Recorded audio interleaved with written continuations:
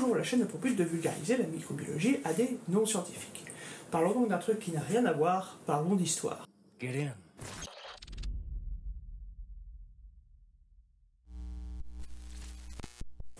Alors oui, aujourd'hui on va parler d'un truc dont j'aurais pu parler bien avant, c'est un peu l'histoire de la microbiologie. On va faire ça en gros.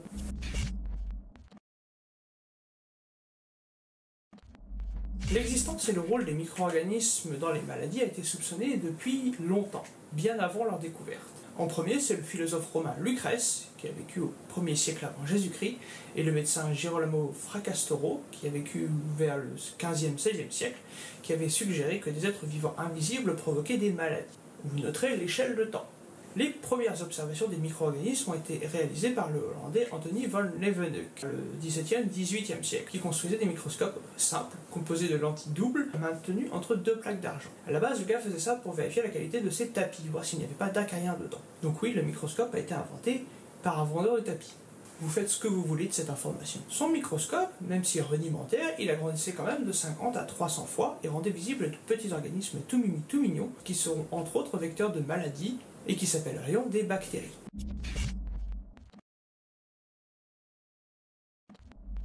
Au début, il y avait ce qu'on appelle la théorie de la génération spontanée, le fait que la vie puisse émerger du néant.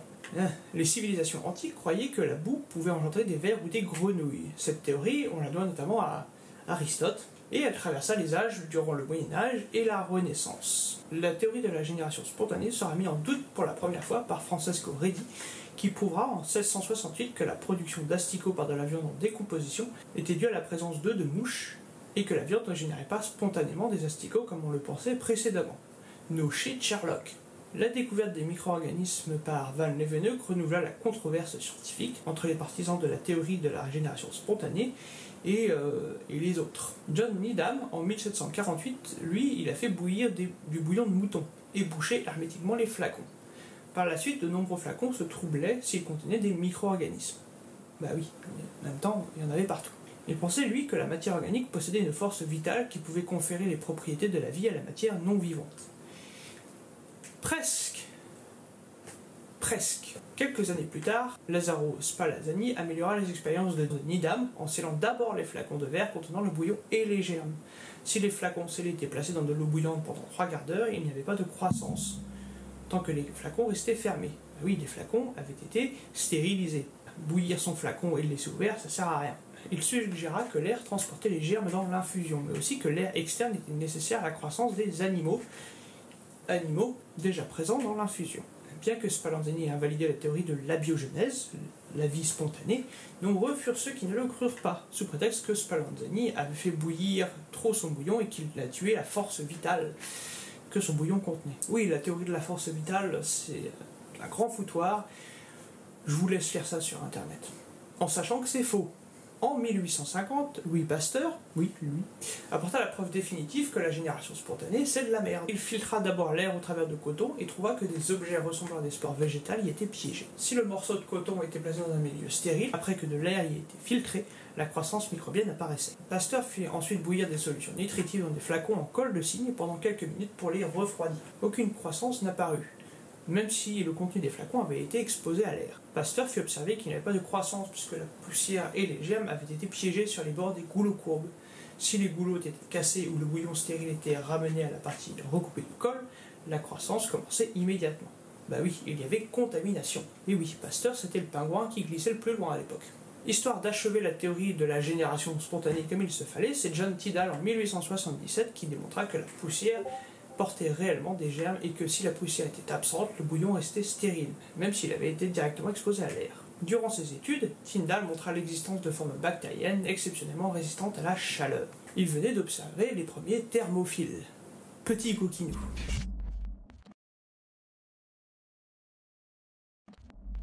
Voilà, la relation microbe-maladie, ou plutôt bactérie-maladie, elle n'a pas été évidente tout de suite. Il a fallu attendre Girolamo Fracastoro et Agostino Bassi. Une fois établi, les chercheurs ont développé la théorie des germes, selon laquelle de nombreuses maladies sont causées par des microbes.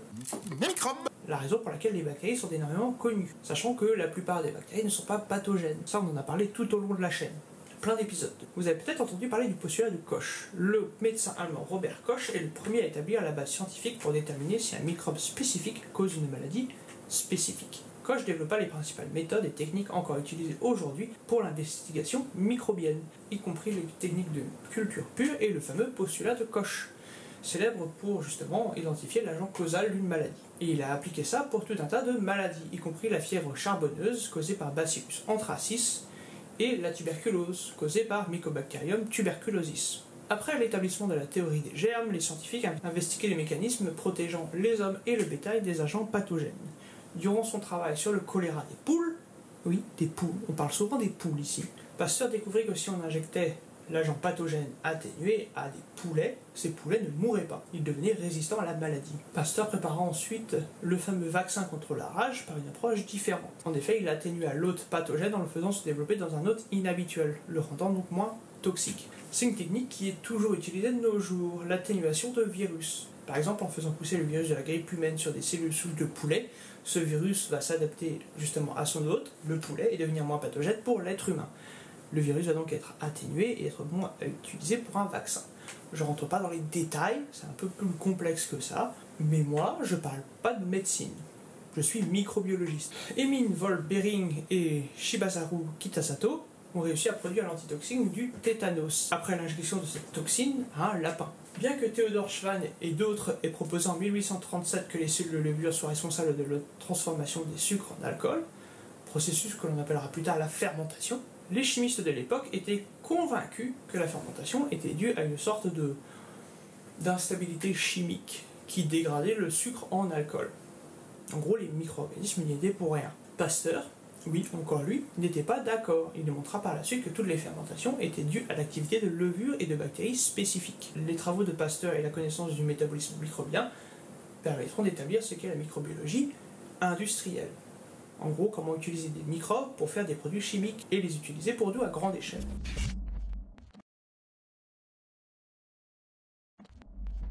L'investigation du rôle écologique des micro-organismes a été initiée par deux pionniers, Sergei Vinogradsky et Martinus Benjerik. J'écorche probablement le nom. Vinogradsky apporta beaucoup à la microbiologie du sol, le truc sur lequel je travaille le plus. Merci Vino. Il découvrit que les bactéries du sol oxydaient le fer, le soufre et l'ammoniac pour obtenir de l'énergie et que de nombreuses bactéries pouvaient incorporer du CO2 dans la matière organique comme les organismes photosynthétiques.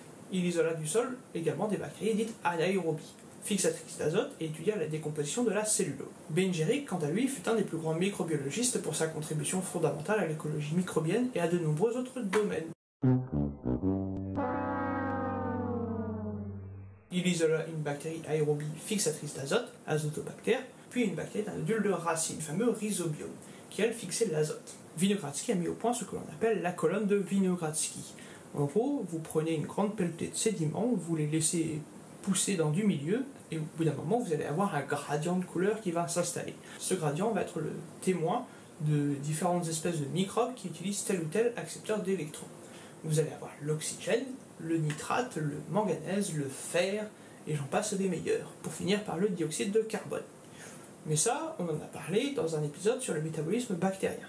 N'hésitez donc pas à vous abonner, comme ça, vous ne louperez pas les prochains épisodes non plus, parce qu'on va en reparler de la colonne de Vinogradsky. Mais bref, truc super important en écologie microbienne, et assez pratique, et plutôt joli quand ça marche.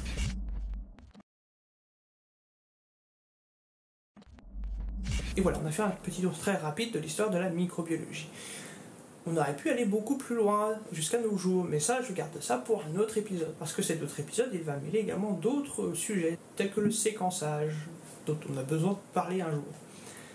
Mais ici, vous avez déjà les bases, vous avez la naissance de la microbiologie industrielle, un petit peu de médecine, même si je n'aime pas ça, et également de l'écologie microbienne, surtout en particulier le sol. C'est un domaine vachement cool. Jouer avec la boue et les microbes, c'est cool. Bref, je vous remercie d'avoir regardé cet épisode, je vous remercie de me suivre sur YouTube. N'hésitez pas à faire les petites plaisanteries habituelles, telles qu'à me laisser un petit like, à commenter, à partager l'épisode et à vous abonner. Ça me fait plaisir, ça ne me coûte rien et ça fait grossir la chaîne. Sur ce, je vous dis à la prochaine pour plus de vidéos et plus de microbes.